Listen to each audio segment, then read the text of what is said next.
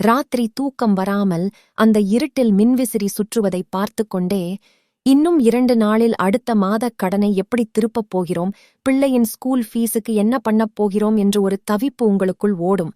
பாருங்கள், அது உலகத்தில் இருக்கிற எல்லா வலியை விடவும் கொடுமையானது. திடீரென்று வீட்டில் ஒருத்தருக்கு உடம்பு முடியவில்லை என்றால் மருத்துவமனை பில்லை பார்த்துவிட்டு, முருகா, உன்னை இவ்வளவு கும்பிடுகிறேனே, ஒரு வழிகாட்ட மாட்டியா என்று கோவில் கருவறைக்கு முன்னால் நின்று மௌனமாக அழுவீர்களே, அந்த ஒரு சொட்டுக் கண்ணீரை அந்த அப்பன் பார்க்காமல் இருப்பாரா?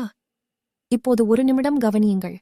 இந்த வீடியோ இப்போது உங்கள் திரையில் வந்திருக்கிறது என்றால், தன் பிள்ளை படும் கஷ்டத்தை பார்க்க முடியாமல் அந்த ஆறுமுகன் இன்றைக்கு இந்த வீடியோ மூலமாக உங்களிடம் பேசப்போகிறார். கலங்காதே, உனக்கான வழி இதோ என்று முருகன் உங்களிடம் சொல்லும் வார்த்தைகள்தான் இனி வரப்போகிறது. உங்கள் பணக்கஷ்டம் தீரவும், உங்கள் வீட்டில் மகாலட்சுமி நிலைக்கவும் அந்த பழனி ஆண்டவன் காட்டிய ஞானப்பாதை என்னவென்று இந்த வீடியோவை முழுமையாக பார்த்து தெரிந்து கொள்ளுங்கள். இந்த தெய்வீகப் பயணம் உங்கள் வாழ்க்கையில் ஒரு பெரிய மாற்றத்தை தரப்போகிறது. இதுபோன்ற வீடியோகளை பார்ப்பதற்கு மறக்காமல் நமது சேனலை சப்ஸ்கிரைப் செய்து வைத்துக் கொள்ளவும். அந்த தகப்பனின் ஞானம் உங்களை எப்போதும் வந்து சேர இப்பவே பெல் பட்டனை அழுத்தி வைத்துக் கொள்ளுங்கள். ஏனென்றால் இது உங்களுக்கான நேரம். கந்தர் அலங்காரத்தில் ஒரு அழகான வரி வரும். விழிக்குத் துணை திரு மென்மலர் பாதங்கள், வழிக்குத் துணை வடிவேலன். உங்கள் வாழ்க்கை பாதையில் இப்போது இருட்டு அதிகமாக இருக்கிறதா? வழி தெரியாமல் தவிக்கிறீர்களா? அந்த வேலாயுதன் உங்கள் வழிக்குத் துணையாக வரவேண்டுமென்றால், நீங்கள் பயத்தையும் அறியாமையையும் விட்டுவிட்டு அந்த ஞான வேலை கெட்டியாக பிடித்து கொள்ள வேண்டும். ஏனென்றால் பக்தி என்பது நீங்கள் சாமிக்கு கொடுக்கும் பணம் இல்லை, உங்கள் மனதில் அவர் மேல் வைத்திருக்கும் அந்த அளவில்லாத அன்பு. கோவிலுக்கு பணத்தை வாரி இறைப்பதே பக்தி என்று நம் மனதில் ஒரு தவறான எண்ணம் இருக்கிறது. ஒரு நிமிடம் நிதானமாக யோசியுங்கள். உலகத்தையே படைத்த அந்த பரம்பொருளுக்கு நீங்கள் கொடுக்கும் பணத்தால் என்ன ஆகப் போகிறது? முருகப்பெருமான் பணத்துக்காக தவிப்பவர் இல்லை, அவர் அன்புக்காக ஏங்குபவர். சாமிக்கு ஏதாவது செய்யவில்லை என்றால் குற்றமாகிவிடும் என்று பயந்து கடன் வாங்கி சாமிக்கும் கோவிலுக்கும் செலவு செய்ய வேண்டிய அவசியமில்லை.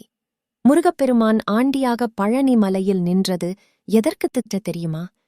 உன் ஆடம்பரமோ கௌரவமோ எனக்கு முக்கியமில்லை, உன் அன்பு மட்டும்தான் எனக்கு முக்கியம் என்று உணர்த்தத்தான்.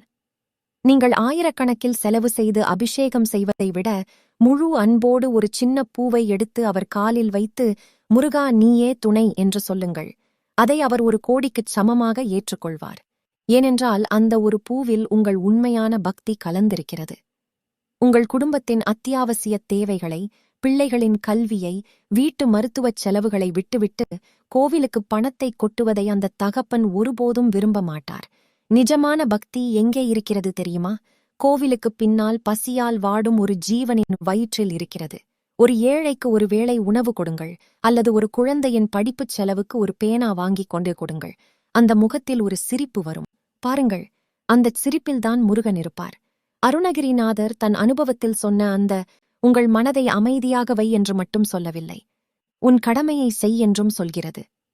யாரோ ஒருத்தரின் கண்ணீரை துடைக்கும்போது உங்கள் மனசுக்குள் ஒரு நிம்மதி வருமே, அதைவிட பெரிய வரத்தை முருகன் உங்களுக்கு தர முடியுமா?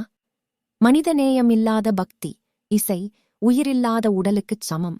எப்போ நீங்கள் இன்னொருத்தரின் துயரத்தை துடைக்கிறீர்களோ அப்பொழுதுதான் அந்த ஞான வேல் உங்கள் கையில் வந்து சேரும். அந்த வேல் உங்கள் கைக்கு வந்துவிட்டால் அப்புறம் ஏன் ஜாதகத்தையும் விதியையும் பார்த்து பயப்பட வேண்டும்? நம்மில் பல பேர் என் ஜாதகத்தில் நேரமே சரியில்லையே, அதனால்தான் இவ்வளவு மருத்துவச் செலவு வருகிறது என்று சொல்வோம்.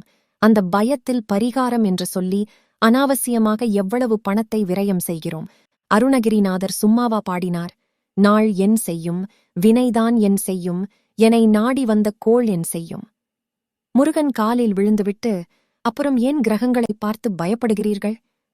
உங்களுக்கு ஒரு சந்தேகம் வரலாம், ஏன் பரிகாரம் செய்யவில்லை என்றால் கஷ்டம் தீருமா என்று. உங்கள் கஷ்ட காலத்தில் ஜாதக கட்டம் வந்து காசு கொடுக்குமா, அல்லது நீங்கள் கஷ்டப்பட்டு சேமித்து வைத்த பணம் கை கொடுக்குமா? பரிகாரத்துக்காக நீங்கள் கடன் வாங்கிச் செலவு செய்வதை அந்த அப்பன் விரும்புவதில்லை. அந்த பணத்தை சேமித்து வையுங்கள். ஒரு மெடிக்கல் எமர்ஜென்சியோ அல்லது எஜுகேஷன் எமர்ஜென்சியோ வரும்போது உங்களுக்கு கை கொடுக்கும் அந்த பணம்தான் முருகன் உங்களுக்கு அனுப்பிய அருள்.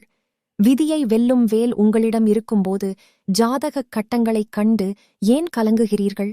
உழைப்பை தொடருங்கள், உங்கள் குடும்பத்தை கவனித்துக் கொள்ளுங்கள். அதுதான் உண்மையான ஆன்மீகம்.